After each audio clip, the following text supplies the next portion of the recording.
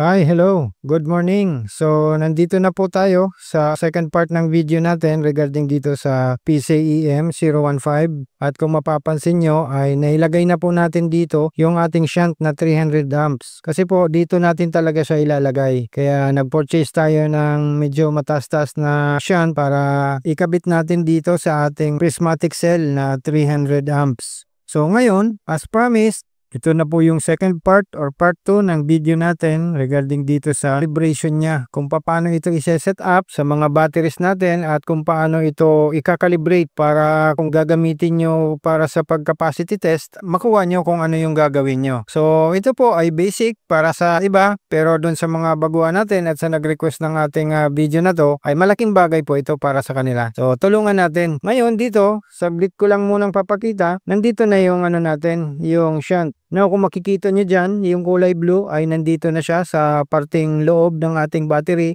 at ito ay nakakonect sa negative terminal ng battery natin dyan. Then dito, yung blue din sa kabila naman yung kulay yellow na wire niya. Then dito po sa dulo natin, ang nakakonect natin dito, kita ko lang sa inyo para ma-picture out nyo. Ang nakakonect natin dyan ay yung BMS natin na 300 amps, yan. And sinabay na po natin dyan dun sa dulo, ang nakakonect dyan ay yung inverter natin, itong ating snadi. Dito kasi meron ako ditong 3.0 LED display dito sa dali natin na 300 amps. At dito, limited lang kasi yung pumapasok dito na details sa ating 3.0 LED. So dyan meron tayong 18 and 19.2 amps at gumagalaw siya. And ito yung ginagamit natin sa kasalukuyan ay itong ating 60 amps na SRNE. Ngayon, ito kasi dito sa 3.0 LED display natin, ang makikita lang natin dyan ay yung papasok niya. At dito po yan nakakonect sa natin, dyan sa P- or P negative. Yan yung solar charge controller natin dyan. Pero mamayang gabi, pag wala na siyang charging, dito, dyan sa amps na yan, makikita nyo dyan ay 0 na yan. Ang matitira na lang dyan ay yung temperature at yung voltage niya. While dito sa PCEM natin, lahat ng details na papasok at papalabas ng battery natin ay makikita natin. So mamomonitor natin kung ano yung mga nangyayari sa kanya. So from voltage, amps, yung kinukuhang amps sa battery natin na kinukuha ng ating inverter, yung wattage ng natin, overall wattage na hinuhugot sa battery, yung kilowatt hour, yung ampere hour niya or AH at yung internal and external resistance niya. Meron din tayo dyang running time. Sa ngayon, meron na tayong mga details na nakikita dyan dahil yan yung dating mga naka-input dito sa ating PCEM dahil gamit na kasi itong PCEM natin. So now, reset na natin siya at isi-set na natin yung voltage niya. Then after that ay i-calibrate na natin para ma-0-0 na natin lahat yung mga details na naka-input dito. It is a must na sa unang gamit nyo nito ay kailangan talaga nating iset yung natin, yung parameters nito, lalong-lalo na yung shunt niya ay dapat mapili nyo yung tamang shunt, yung 50, 100 or 300 amps kung ano yung shunt na ginagamit nyo para gumana ng maayos yung PCEM natin. Okay, so dito nga pala kung mapapansin nyo ay napakahaba nung natin dyan. Napakahaba ng tornilyo. Tinamad na kasi akong putulin. Pwede naman sanang putulin yan at may pamputol naman tayo. Kaso tinamad na ako kaya for now, temporary, ay pansamantagal muna ay ganyan na muna siya. Parang may antena tuloy.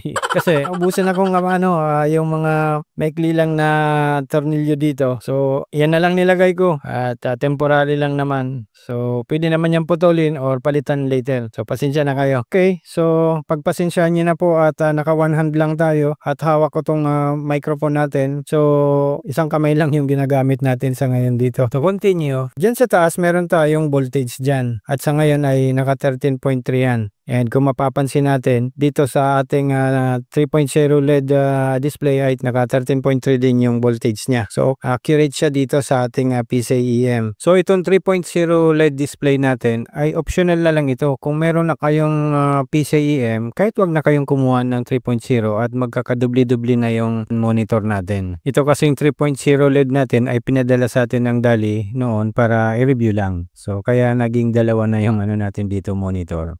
So, wag nyo na pong gayahin. Ngayon, dyan sa voltage, pag isi-set nyo yan, ang ilulong press nyo yung button dito. May button tayo dyan sa right side, kung makikita nyo dyan. Ilulong press lang natin yan para makapunta tayo sa parameter ng voltage. So, long press about 2 to 3 seconds at makikita nyo dyan ay magbiblink yan. So, dyan makikita natin yung set voltage. Dito, Oh, so madalian lang siya. So dapat after few seconds ay mai-click nyo kaagad. So balik tayo, long press, then click ulit.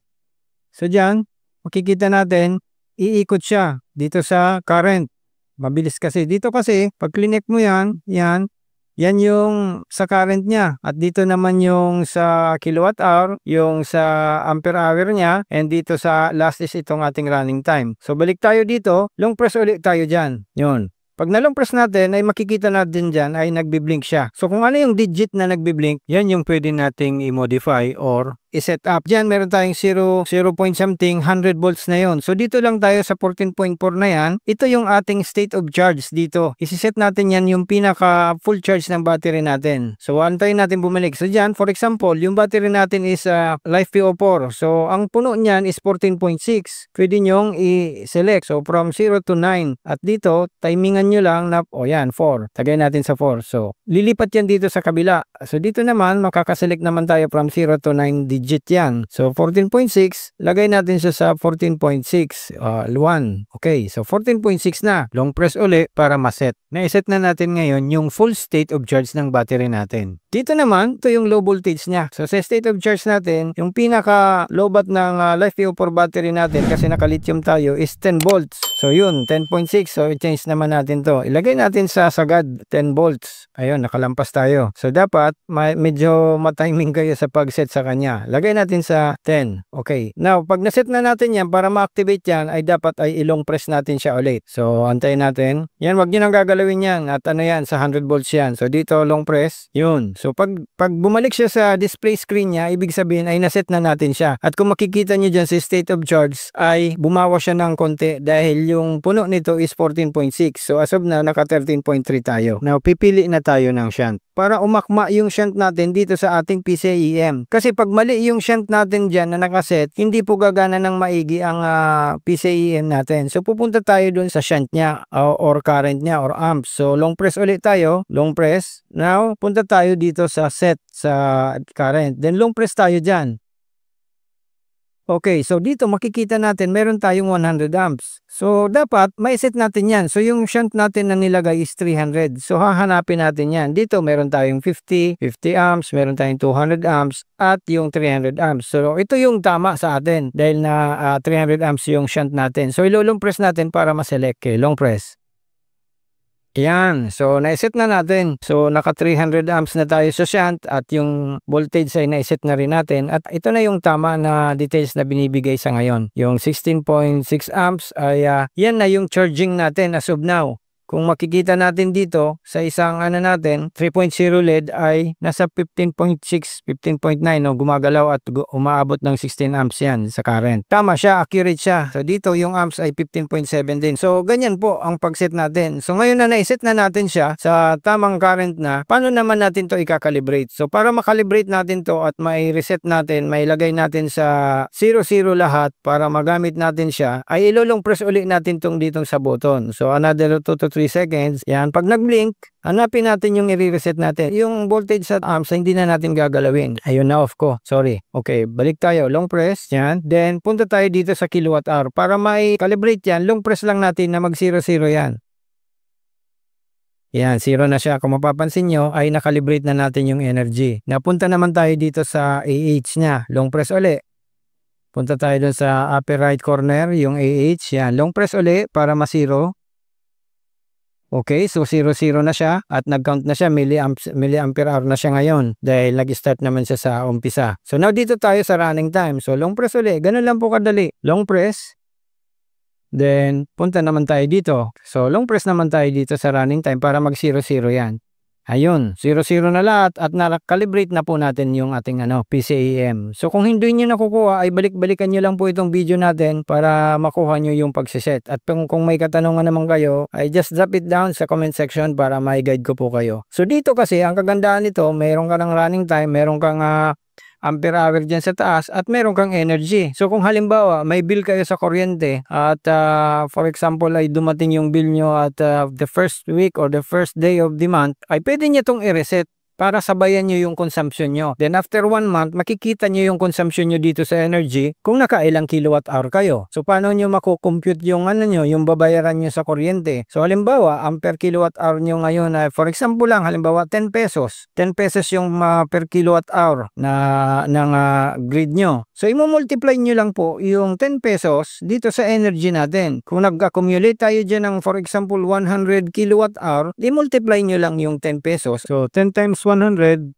ay meron tayong 1,000. Yun na yung bayaran natin sa ano natin, sa kuryente. So dito naman sa running time, kung magka-capacity test kayo from full charge to low bat yung battery, ay makikita natin kung ilang oras gumana yung battery natin. Makikita rin natin yung capacity niya dito sa taas, kung ilang AH yung na-consume ng ano natin, yung nakuha natin sa battery natin. So ganun lang po. Dito naman yung real time sa power or energy dyan, makikita natin yung real time na wattage.